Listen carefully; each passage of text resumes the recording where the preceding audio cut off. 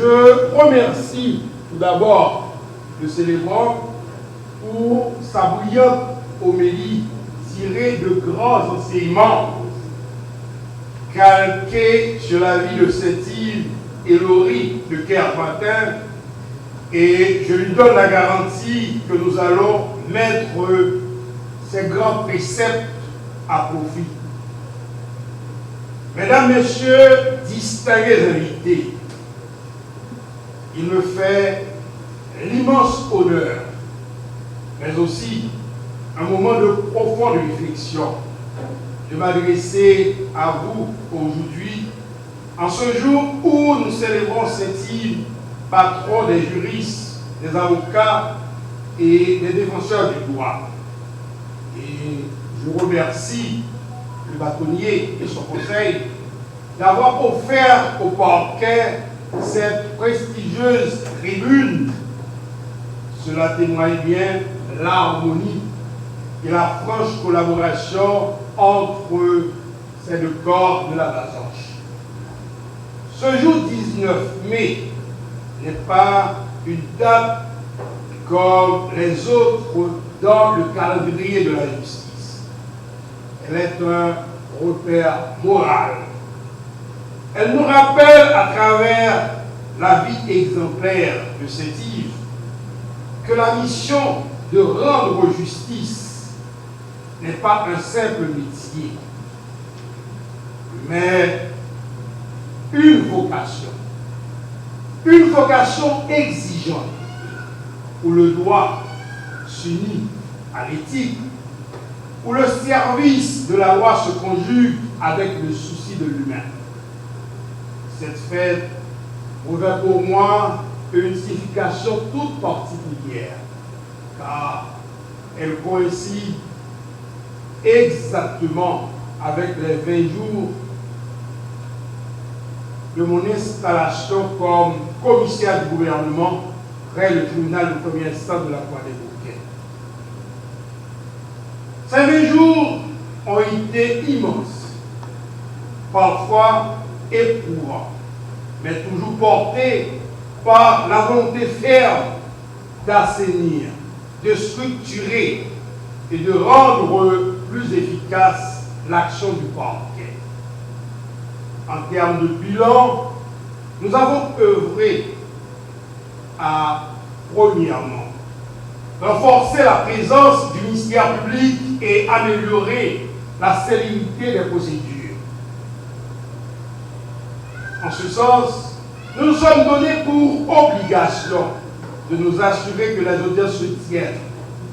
Nous avons personnellement suppléé aux absences de nos substituts, car nous avons souffert d'incessants périples et reports injustifiés des audiences que nous militions comme avocats. Nous avons donc compris qu'il faut traiter les avocats avec respect et dignité. Ils sont des acteurs du système comme nous.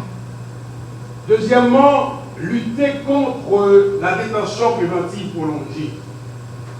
De notre prestation de serment à date, plusieurs cas d'habeas corpus ont été plaidés par devant le doyen. Pas une de ces affaires n'a été reportée ou ajournée à cause de l'absence ou l'indisponibilité du ministère public. Ce qui prouve le dynamisme de mon équipe au parquet et une baisse significative de la détention prolongée. Les visites guidées du commissaire du gouvernement au commissariat de Tabar et à la prison civile de Delma ont été réalisées. Ce, afin de nous assurer qu'il n'y a pas de détenus oubliés ou laissés parce qu'ils ne peuvent pas retenir les services de l'avocat par faute d'argent.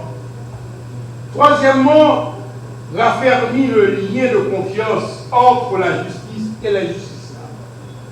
À ce point, nous avons reçu des témoignages et entendu des commentaires, les uns plus élogieux que les autres, se vantant de la disponibilité du commissaire du gouvernement pour traiter les requêtes et les demandes des avocats. Si hier, le commissaire du gouvernement était perçu comme un fonctionnaire inaccessible et inabordable, aujourd'hui, il est l'interlocuteur des avocats.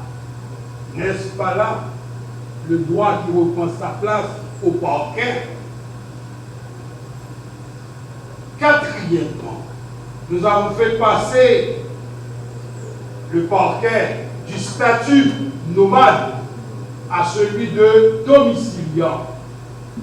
Mesdames, Messieurs, distingués invités, le lendemain de ma prestation de serment, j'ai dû signer mon spécimen sous un arbre en me servant du capot d'un véhicule comme support ou mobilier de bureau. Sur mon insistance, le ministre de la Justice et de la Sécurité publique, le docteur Patrick Pélissier, mon supérieur hiérarchique, par le biais de la CONAL et de la mairie de Tabar, a relocalisé le parquet à Persine 2 en face de l'entrée du salon diplomatique. Pourtant, il reste encore beaucoup à faire. Ainsi, je tiens ici à exprimer ma profonde gratitude à tous les membres du corps judiciaire, aux avocats du barreau de la Croix des Bouquets, aux officiers de police judiciaire et aussi aux citoyens eux-mêmes pour leur collaboration, leur patience et leur exigence légitime. Il a toujours gardé le cap, celui de la vérité, de la compassion et de la fermeté. À notre tour, il nous revient de poursuivre ces droits en rétablissant l'ordre, la paix et la sécurité dans la juridiction prussienne et particulièrement dans la commune de Tabar à laquelle nous sommes très reconnaissants pour nous avoir hébergés en nous offrant une hospitalité à nul autre pareil. Je conclus en rappelant que la justice ne peut pas être l'affaire de quelques-uns. Elle est l'affaire de tous, magistrats, avocats, greffiers, policiers et citoyens. Car c'est ensemble que nous pouvons construire une institution judiciaire forte, respectée, accessible et digne. En ce jour de sétive, que son exemple nous éclaire et que son esprit de justice inspire notre engagement quotidien. Vive la justice, vive la République et bonne fête de sétive à toutes et à tous. Merci.